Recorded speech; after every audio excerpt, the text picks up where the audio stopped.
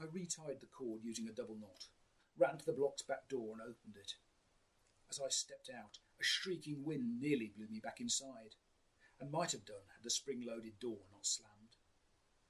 The night air was so full of rain it was a struggle to even breathe, and my puny torch barely made a glimmer in the blackness.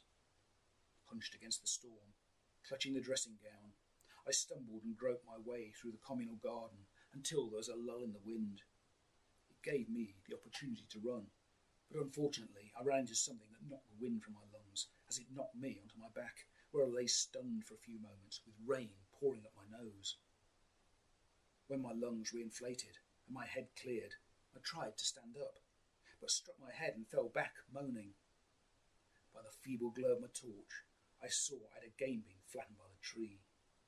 My teeth were chattering, and although sense told me to concede defeat and to retreat into the dry, a tiny seed of resolve was growing. Getting back to my feet, I forced myself onward, battling the elements, imagining myself a hero such as Scott at the Antarctic, though memories of his tragic end were not encouraging. Onward I went, through branches and twigs, getting scratched and battered until I reached a massive hole in the wall containing a huge chunk of tree. I scrambled into what had been the inside. "Hello," I yelled.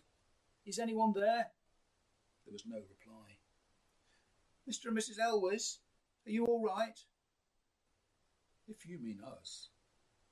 "Then yes," said a soft male voice from behind. I assumed it was Mr. Elwes.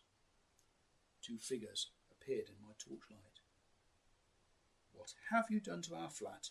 asked a hooded woman who was almost as tall as the man at her side. "Me? Nothing." "Where's it gone then?" Her voice was sweet and sounded amused. "The tree came down on it." "I wondered what it was doing there," said Mr. Elwes. "We were out." "In this?" I gestured at the weather. "Why not?" "It's horrible." "Or exhilarating," said Mrs. Elwes. I shook my head and shivered, thinking there were some odd folk about. "I'm getting really cold and I'm going back inside. Mrs. Rogers is calling for help." "Okie dokie," said Mr. Elwes, who did not sound much concerned. Above me, I could hear something moving, as if it was sliding. For a moment I wondered what it might be, and then it hit me.